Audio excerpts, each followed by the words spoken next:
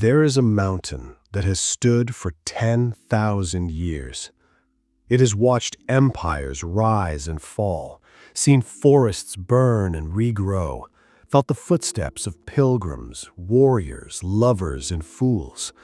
And through it all, it never spoke. Not because it had nothing to say, but because it knew that some truths are not given in words, but in presence. Long ago, a young scholar named Kai climbed this mountain seeking answers. He carried scrolls filled with questions. Why do we suffer? How can I find peace? What is my purpose? For 3 days he climbed, past waterfalls, through pine forests, over jagged stone. When he reached the summit, breathless and proud, he found only silence. No temple, no sage, just wind, sky, and rock. Disappointed, he sat on a flat stone and shouted into the void, "Mountain, I came all this way, at least give me a sign." The wind rustled the pines, a hawk circled overhead, but no voice answered. Frustrated, Kai opened his scrolls and began to read his questions aloud, one by one into the empty air. He pleaded, he reasoned, he even wept. Still, the mountain said nothing.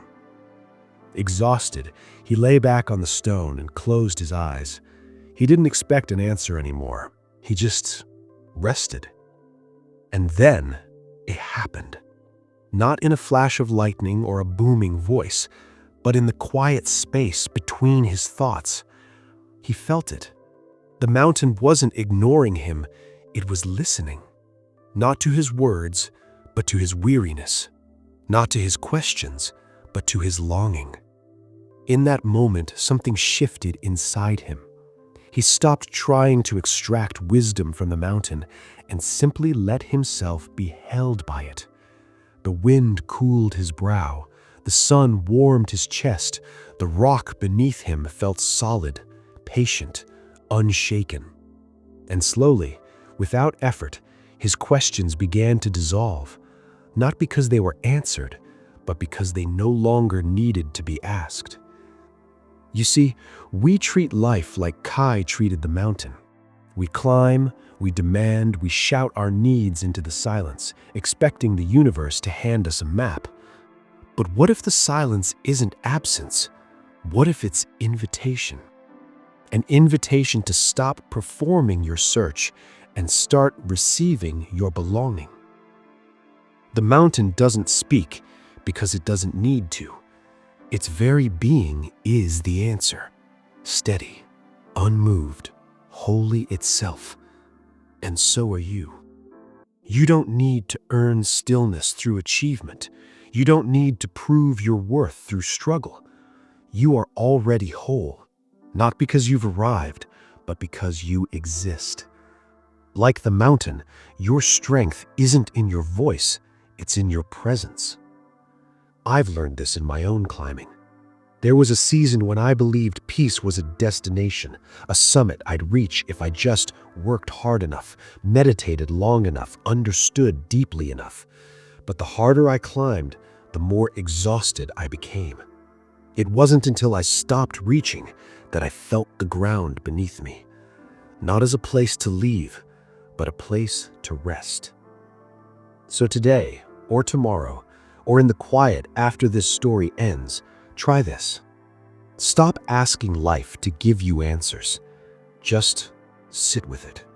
Feel the weight of your body on the earth. Hear the rhythm of your breath.